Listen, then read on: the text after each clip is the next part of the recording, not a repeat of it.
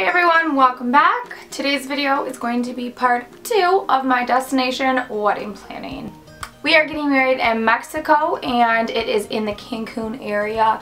It's just right outside of all the crazy spring breakers. So we will not be right downtown with them all. We have less than 3 months away. I think it's actually like 71 days away. I don't know. In my last video I talked about wedding planning and it was before our pre-ception. So we had a pre-ception party here in Michigan so that everyone could kind of come to that if they couldn't come to the wedding in Mexico, or if you could come to both, awesome. If you couldn't come to either, totally get it. So the last time I talked about that, and I talked about invites, catering, tents, that type of thing, more centered towards the pre-ception that was here. So today I want to talk about the planning I've been doing after that. Now, if you've watched my vlogs in the past month or so, you'll know that I'm really stressed out with my travel agent. Our travel agent that we were dealing with ended up going to another location and she doesn't do groups anymore, so we got put with this new girl. I'm not exactly fond of her. She's not the best at relaying information. We'll just leave it at that. So after the holidays were over, I knew I needed to find flights and we needed to kind of start the actual wedding reception planning in Mexico portion of that. So this past month I've been looking for flights. For us as a family, we decided the best place to fly out of would be Columbus, Ohio. So the flights out of Detroit for some reason were crazy expensive. When we knew that we weren't going to be flying out of Detroit, we looked into Cleveland, we looked into Columbus, we looked into Grand Rapids and Flint. So something to consider when you're planning flights is if you're going to fly out of somewhere that is not centrally located by you, are you going to have to stay the night there? Is your flight at 7 a.m. so you're going to have to go there the night before and you're going to have a hotel. That's an extra cost. So for us, we found round trip flights non-stop both ways, and they're in the middle of the day, so we don't have to have a hotel when we go to Columbus. We'll just get up early that morning and drive there.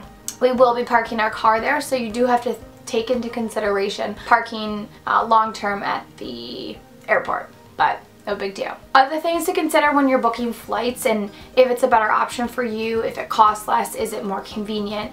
You have to think about how many stops. For us, we have 2 kids that we're bringing, so as much as we wanted non-stop flights, we knew that that was going to be such a crazy expense and we were just like, I don't know how this is going to work. Jarek found non-stop round-trip flights both ways on Delta, so it's only 3.5 hours, I think, each way, which is great. That's not too long for kids to like sit still in an airplane. I mean, they'll probably go a little crazy. I think it'll be good. We'll get back to you on that after the flight. Another thing to think about is luggage. Now with Delta, a carry-on bag is always free, and when we booked our tickets it said that your first checked bag is $25, but when I've been flying Delta for work, we were always told that our first checked bag was free, so I don't know, I'll have to check it out. But $25 for a checked bag is totally better than all the other airlines charge for your carry-on and your checked bag. And like for me, I'm carrying on my wedding dress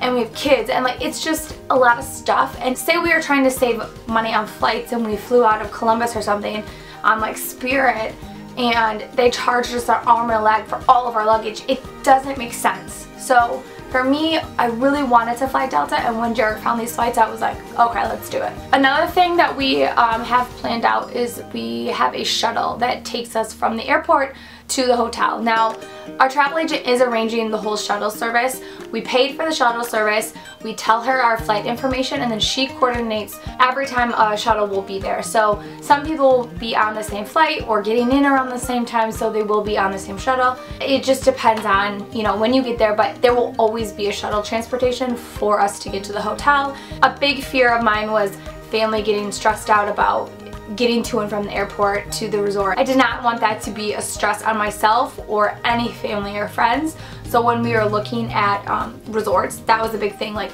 okay, how do you get from the airport to the resort? And this had a shuttle, so that was like something I really liked about the place. The next thing that we've been like dealing with, I guess you would say, is passports. Now, Jarek and I each have a passport. We're fine with that. the kids don't. And I knew going into it that I kind of wanted to wait till like the new year so that I could get the pictures taken, send the passports in, and they'd be good for as long as possible. Kids under 15, I think it is, their passports are only good for 5 years. And when you pay 110 bucks, you're like, 5 years, man, that sucks. But I wanted to kind of wait till the last minute. However, I am waiting till like literally the last minute. We have almost 2 months. We have about 9 or 10 weeks until this wedding, and I finally just got Skylar's passport taken.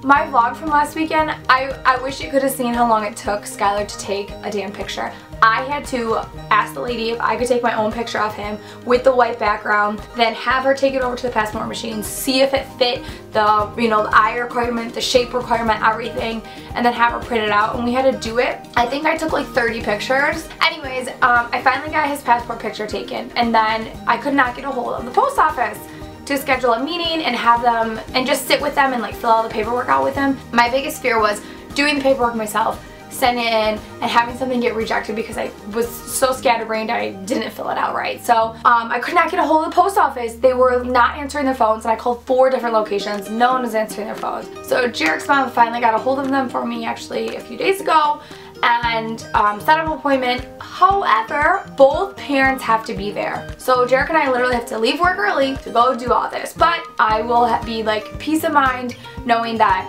they filled everything out right. There's no reason why they should get sent back. For right now, that's kind of where I'm at.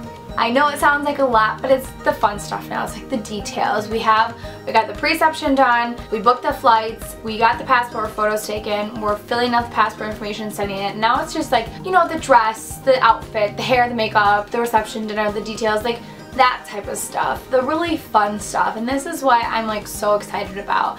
I'm not really stressed out anymore. I was really stressed out about these flights, about the passports, but that stuff's done with. Now it's just details. You know, it's very like aesthetic details and things I enjoy doing. So if you guys liked this video, don't forget to give it a thumbs up and subscribe below if you want to be notified of when I have more wedding videos. I do vlogs, I also shoot weddings, I do tutorials, do it all. And I'm a mom. I'm so cheesy. Anyways, thanks so much for watching, guys, and I'll see you next time. Bye!